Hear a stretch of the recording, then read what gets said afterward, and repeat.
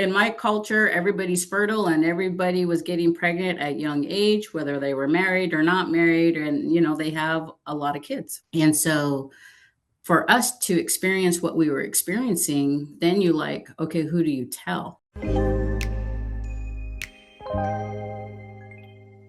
When my husband and I were dating, maybe when we got married, I don't know. We never had the discussion really about kids, but I remember him saying, I don't think I can have children. I'm like, okay, well, we'll cross that bridge when we get to it, whatever that is. Cause, he wasn't tested. He didn't know anything. He was 21 years old. So what do we know? So during that time period, no birth control. So I never got pregnant. And, as the years went on, I'm like, let's go find out what the truth is. And so then we went to do that. And when we did that, they told us that he had no sperm. And then they referred us to a sperm bank. And when we found out that the two of us could not have our own child, that was our reality. And to,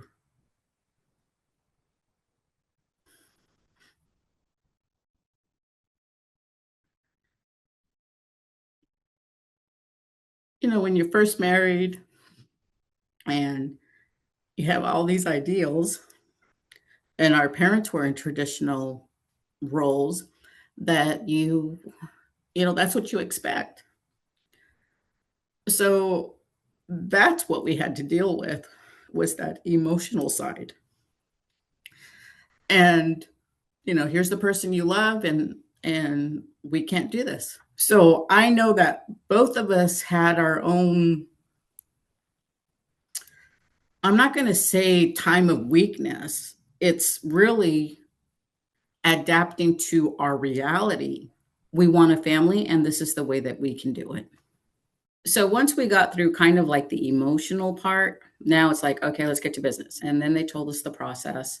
He was really concerned with the kids knowing. So we sent pictures of him at different ages in his life.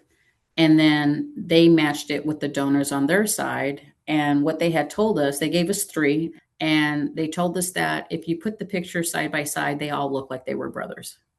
And that was a positive thing for us, right? So then you buy your vials. The inseminations happened, but a pregnancy never occurred.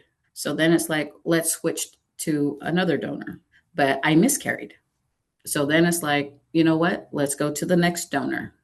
And we did that. And I got pregnant a couple of months afterwards. And then we bought like 10 vials. Like, here's our family. We want the same donor so that all the children are full siblings. And then, we had our first child, and it was great. And then we did tell our parents what process we went through. And I remember I talked to my grandmother and I told her, this is what we did, and this is why we did it.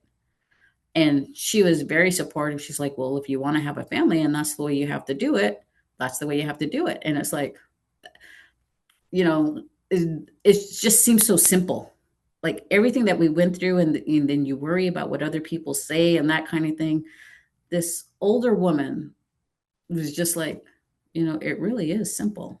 And it's like, once we got through that hump and that birth, and everybody saw the baby and, beautiful baby girl. And it's just like, who, it just kind of washes away like how we got there. And so then it made it easier down the road, because for the other ones, because then it just became our norm. And these kids are not secrets, and that was part of that process. And so we both concluded, okay, they can know, because from our children's perspective, in my opinion, we wanted to have a family, and this is how we did it. And for any of us, doesn't matter how, and whatever your circumstance is, if you want to have a family, why should that be a secret? Why should that not be a blessing and a positive thing that we did what we did to have you?